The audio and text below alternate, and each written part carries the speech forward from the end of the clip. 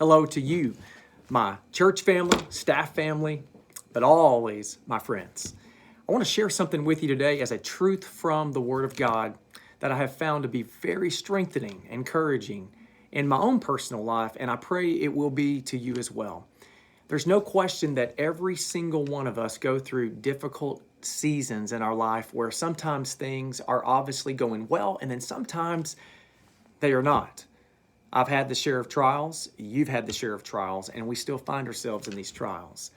I want to give you this truth from James chapter 1.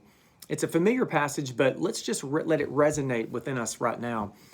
And it's when James says in the Word of God, he says specifically, "My brethren, count it all joy when you fall into various trials, knowing that the testing of your faith produces patience." So let's stop there for just a moment and think about that for one moment. No one here naturally loves trials. You don't like them. I don't like them. We always want to try to have a great day, right? We don't intend to have a bad day. Well, let's think about it from that perspective. When James says, count it all joy when you fall into various trials, that doesn't seem like a natural response. But when we keep reading, we see he says, knowing that the testing of your faith, which is the trial, produces patience. Or another word is endurance.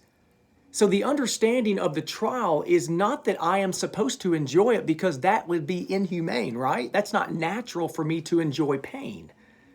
But I am to know. It's not what I feel in that moment, it's what I know. I am to hang on to the truths of what God says, and that's what I gain for what I know. So I lean on what I know, and what I know that dominates and trumps how I feel in the trial is that my testing of faith is producing something. It's not wasted time. It's not just bad days. There is a glorious end result. And the result is I am being stretched in my faith as you are. And there is something we're gaining from this. It's called endurance. It's what you and I need to run the race of faith. And we cannot even please God without faith, right? So we need this endurance to overcome and to keep going through the Christian walk. So the trials, though difficult for us, are producing for us a greater endurance that we may be able to keep going. But there is a caution that we need to be reminded of while we endure these difficult days sometimes in our life. And it's in the next verse, in verse 4, where he specifically says, "But let patience have its perfect work in you, that you may be perfect and complete, lacking nothing." So patience or endurance, let it have its perfect work, meaning there is a great glorious outcome that God is bringing through every single season that you and I walk through in the days of faith where they are tested. So that is encouraging for you and I to know, don't throw in the towel too early. Don't quit too soon. Don't give up so fast.